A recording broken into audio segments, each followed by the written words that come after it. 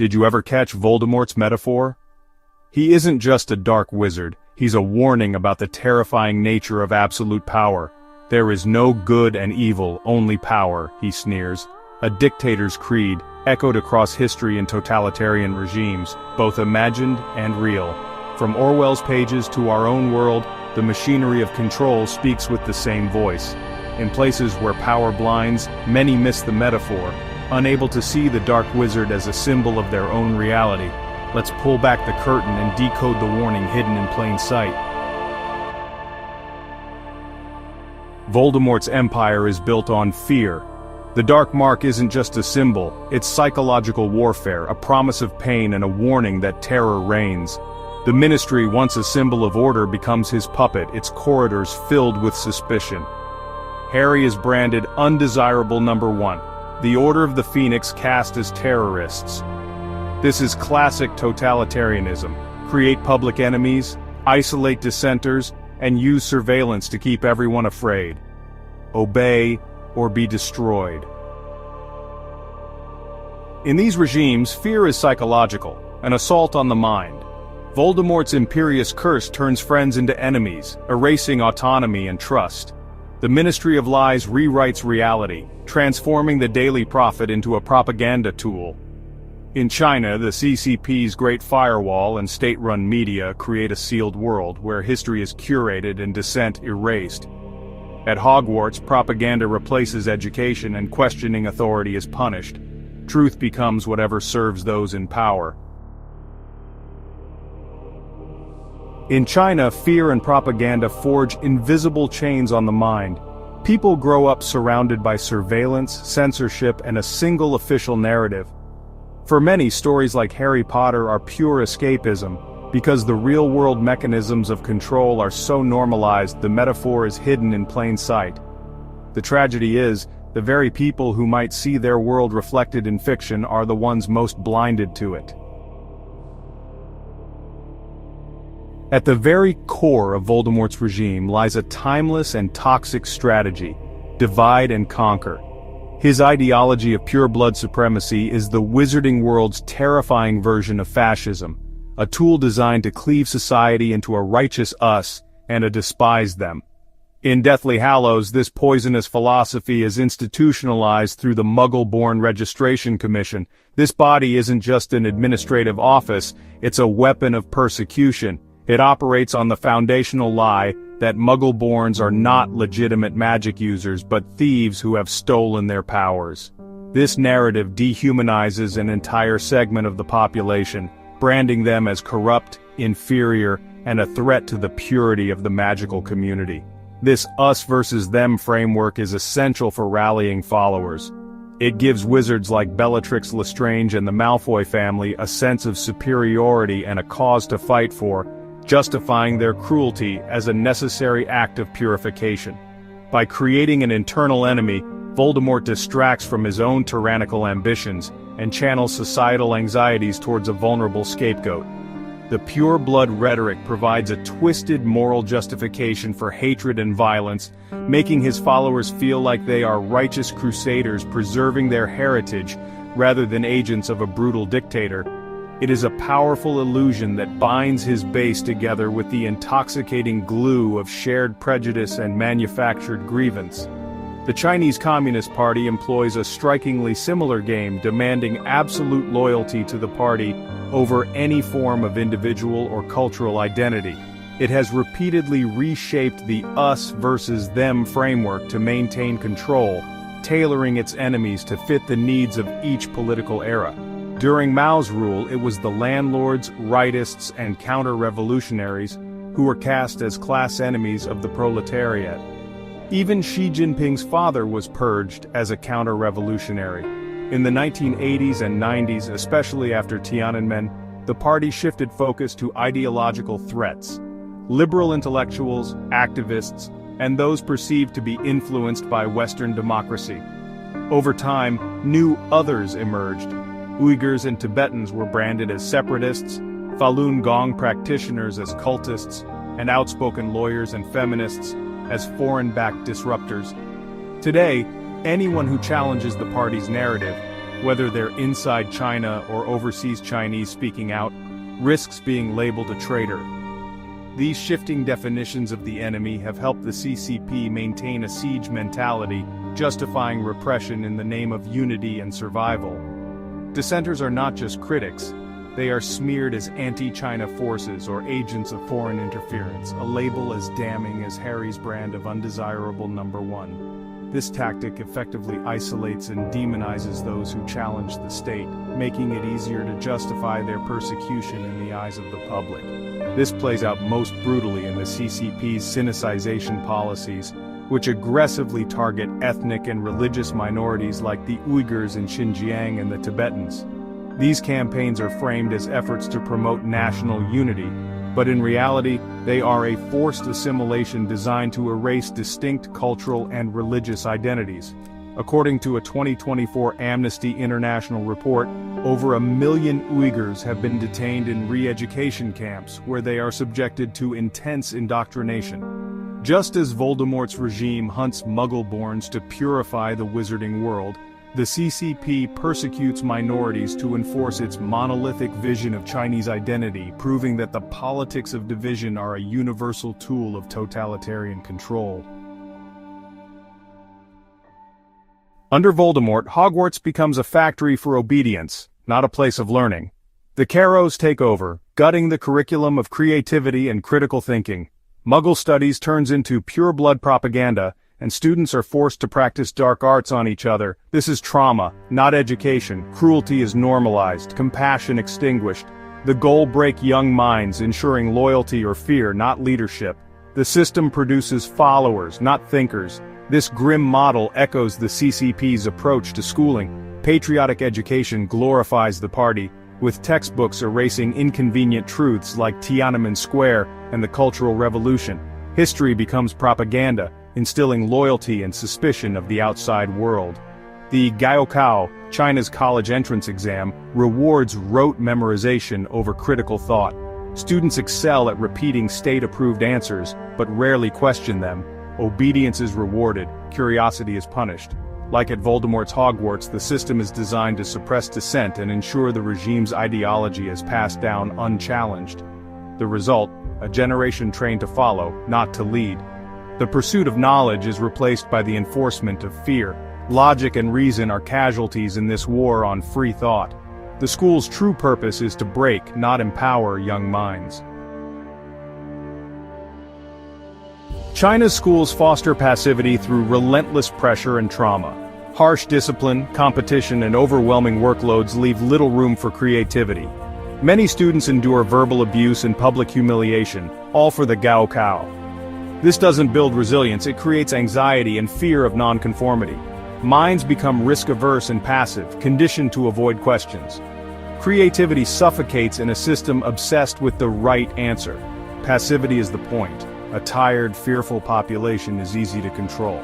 That's why a Chinese Harry Potter could never emerge. In a place like China, where censorship shapes even imagination, creating a figure like Voldemort would itself be an act of political dissent. Because imagining unchecked evil is unthinkable under unchecked power, dissenters like Liu Xiaobo pay the ultimate price. Logic, the tool for deconstructing propaganda, is removed from education on purpose. Without it, citizens can't dissect manipulative rhetoric or see its reflection in state media. Creativity is stifled, logic erased, and passivity ingrained. This psychological barrier keeps many from seeing the truth. The scars of indoctrination run deep, shaping generations. Chinese readers experience through a lens shaped by their education system. They enjoy the magic and adventure, but the deeper warning about tyranny is often lost. Chains on creativity and logic create a blind spot. Voldemort's regime feels like fantasy, not a warning. The crushing of creativity means alternative political systems are hard to imagine. Grassroots rebellion like Dumbledore's army seems pure fiction when organizing is suppressed. Suppressed logic makes it hard to recognize propaganda in real life. Passivity, ingrained by trauma, widens the gap. The courage to defy authority, central to Harry's journey, is systematically punished. Neville's heroism may seem reckless, not inspiring to those taught that conformity is survival. The story's moral, stand up to tyranny, clashes with lived experience. The tragedy isn't a lack of intelligence, but a lack of tools. They're like wizards forbidden from learning defense against the dark arts, defenseless against real-world manipulation. Voldemort's tyranny stays fiction, while real chains remain invisible. Voldemort's rise began with charm, not force. As Tom Riddle, he was brilliant and polite, earning trust while hiding his ambition. His charm masked his true intentions, letting him gather power unnoticed. The CCP's early strategy was similar. During China's Civil War, the party presented itself as progressive and democratic, not totalitarian. It spoke of land reform and unity, appealing to Western hopes for a pluralistic China. American diplomats saw potential partners, not future tyrants. The illusion was devastatingly effective. The US bought into the narrative, withdrawing support from the nationalists. Mao never intended to share power. He prepared for total takeover. By the time the truth emerged, it was too late. Like Tom Riddle charming Slughorn, the CCP used Western ideals against the West. Power isn't always seized with violence, sometimes it's won with a smile. The world mistook performance for partnership. When the mask dropped, a new red flag flew over Beijing. The Great Deception had succeeded. The serpent's charm paved the way for tyranny. After Mao's disasters, China was on the brink. The CCP adapted, orchestrating a new deception. It positioned itself as a counterweight to the Soviet Union re-engaging the West. Nixon's handshake with Mao in 1972 began a sophisticated illusion. Deng Xiaoping perfected it, trading Mao suits for Western ones and promising reform. The West saw a communist regime ready to change, eager for partnership. But this was a mask, not a transformation. The party's monopoly on power never wavered. Reform was survival, not democracy. Deng used market capitalism to create wealth and legitimize the party. Foreign investment poured in, but the party's grip tightened. This was the CCP's Tom Riddle phase, charming on the surface, ruthless underneath. Panda diplomacy and reformist slogans distracted from repression. The world mistook charm for change and opened the door.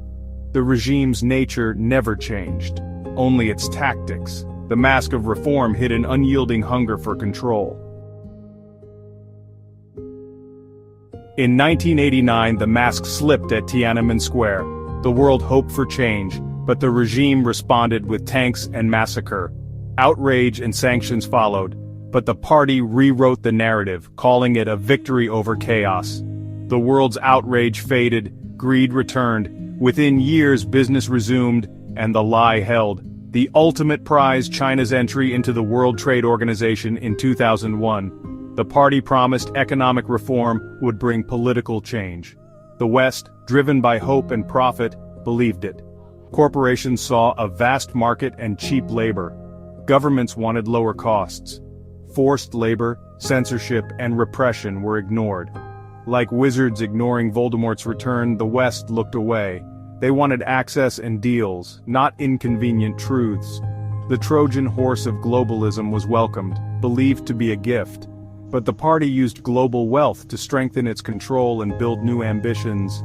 In the silence of willful ignorance, the regime grew stronger. The world's desire for fantasy blinded it to reality. The CCP's deception was complete. The cost freedom, truth, and the hope for real change. The world opened the door, and the serpent walked in. The consequences are still unfolding. Voldemort's downfall is not caused by an external enemy but by the very nature of the power he wields. His regime is a runaway machine of terror, growing through fear and destruction, but doomed by its own logic. Paranoia becomes a self-fulfilling prophecy of betrayal and ruin. His obsession with the Elder Wand leads him to destroy his most loyal servant, blinded by fear. His Horcruxes, meant to make him immortal, scatter his soul and make him vulnerable. He cannot comprehend the power of love, Lily Potter's sacrifice, because it's a force he cannot control. In the terror machine he built, no one is safe. not even its creator. The same tragic arc is mirrored in the Chinese Communist Party, where leaders must constantly consolidate power to survive. The Chinese Communist Party's purges reveal a system that devours its own, keeping officials in constant fear. Xi Jinping's anti-corruption drive is a permanent inquisition, spreading paranoia and stifling initiative. Loyalty is brittle, born of fear, not conviction. The party's grip chokes economic dynamism, fueling youth unemployment and unrest. Like Voldemort, the party's obsession with control only weakens its own foundations, making the entire structure more brittle. During Xi Jinping's first term, 2012-2017, over 170 ministers and deputy ministers were sacked or jailed. This wave of purges was part of his high-profile anti-corruption campaign, targeting both tigers, senior officials, and flies, low-level bureaucrats. While branded as a moral cleanup, the campaign also functioned as a powerful political tool, eliminating rivals, consolidating control, and enforcing personal loyalty to Xi. After 2018, when Xi abolished term limits, the purges became even more aggressive. Officials from the military, state-owned enterprises, finance, and academia began disappearing or facing prosecution. By weaponizing anti-corruption, Xi created an atmosphere of fear and obedience, echoing Mao-era tactics. Even high-ranking allies are never truly safe.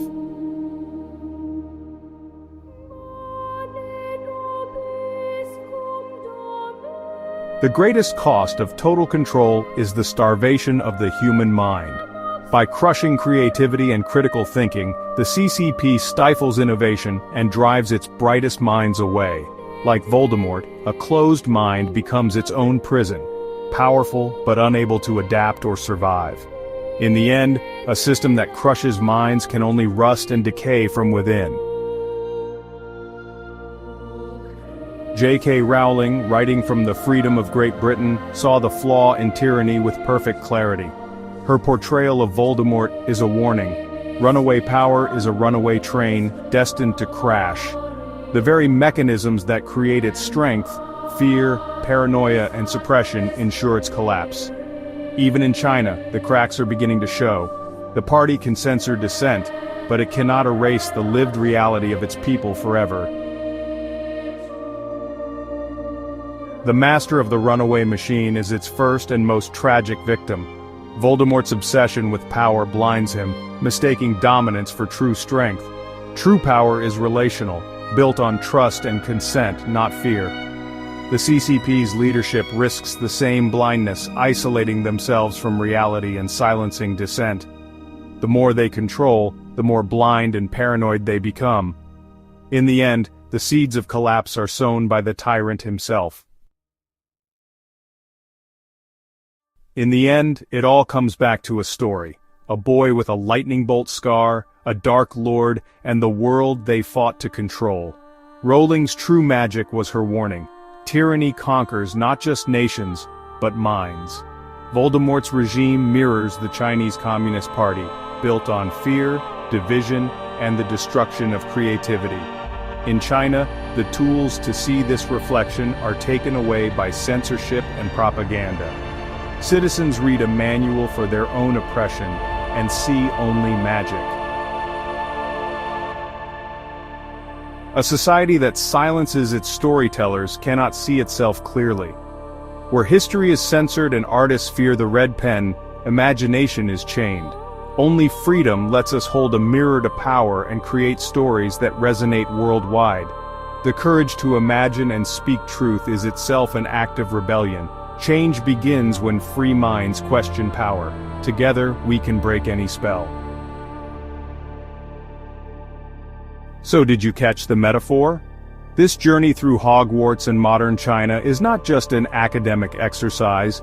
It is an urgent call to see the world around you with clearer eyes. It is an invitation to think critically about the nature of power, not just in some faraway totalitarian state, but in your own world, in your own society. What systems, subtle or overt, work to chain minds where you are? What unquestioned narratives are you being fed? What truths are being silenced because they are inconvenient for those in charge? The fight for a free mind is a universal one, and it is happening all the time. This isn't just about Voldemort, and it certainly isn't just about one political party in one country. It is about the timeless, seductive nature of lies. It is about how easily power can hide behind a mask of charm and reason, as Tom Riddle did for years. It is about how effectively fear can silence truth, turning a population of witnesses into a crowd of bystanders. And it is about the tragic willingness of the world to look away when the truth is too uncomfortable, too inconvenient, or simply bad for business. Voldemort is a metaphor for all those who rise through deceit, and for all of us who, through silence or complicity, let them. Whether you find it in the pages of a beloved fantasy series or in the headlines of today's news, the lesson remains the same, and it is as powerful as any magic. It is a lesson that echoes from the defiant stand of Dumbledore's army to the silent protests of those living under real-world tyranny.